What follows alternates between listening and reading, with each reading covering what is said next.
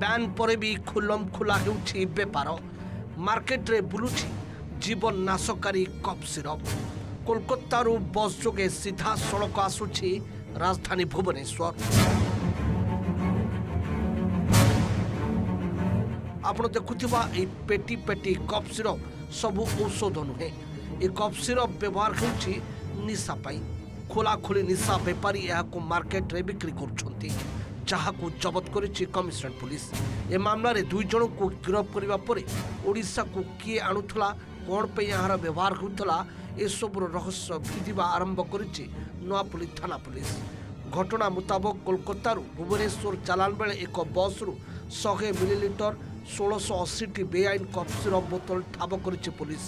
ଏହା ସହ କାଡ଼କଳର ଜଗନ୍ନାଥ ଜେନା, ଖୋର୍ଦ୍ଧା ବେଗୁନିଆର ଅନିଲ କୁମାର ନାୟକକୁ ଗିରଫ କରାଯାଇଛି। ଗିରଫ 2 ଅଭିଯୁକ୍ତଙ୍କ ବୟାନ ଅନୁଯାୟୀ କୋଲକାତା ଓ ଅହମ୍ମଦାବାଦରୁ ଆସୁଥିବା ସିରପ ରାଜ୍ୟର ବିଭିନ୍ନ ଜିଲ୍ଲାକୁ ଚାଲାଣ ହେଉଥିଲା।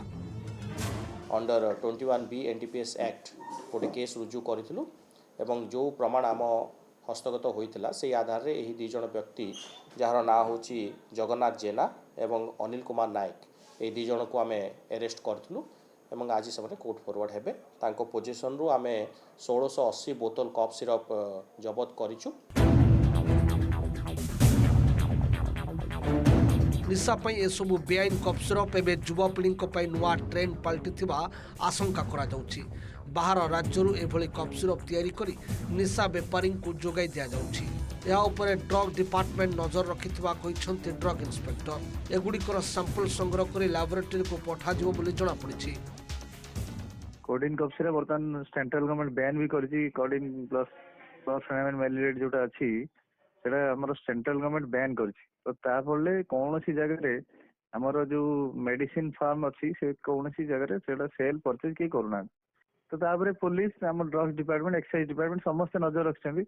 कोठी भी जदि किसी कोनोसी खबर मिला हमें इमीडिएटली कोऑर्डिनेट करके तांको अरेस्ट कराउ। कलिकता रो भुवनेश्वर को अणा होछि एवं एठारो विभिन्न जगह को समाने यार चालान करूछंती। यार प्रोडक्शन संबंध रे कोनोसी तथ्य हमको मिलिनी कि या बेनियम अछि कि नाही ताकू मते हमें वेरीफाई करूछु। तदंत समय रे ताकू हमें फर्दर आउरी कोऑपरेट करी। गत वर्ष मे 1 तारिख रे भरतपुर थाना पक्षरु बरमुंडा बस स्टैंड रे चढ़ऊ करी विपुल परिमाण कफ सिरप जबत होता। से भली बलांगीर भी गत वर्ष एभली मासरे 40 लाख टंकार कफ सिरप जबत होता। भुवनेश्वर कैमरा पर्सन ओमकार चंदन पाइकरा रिपोर्ट OTV।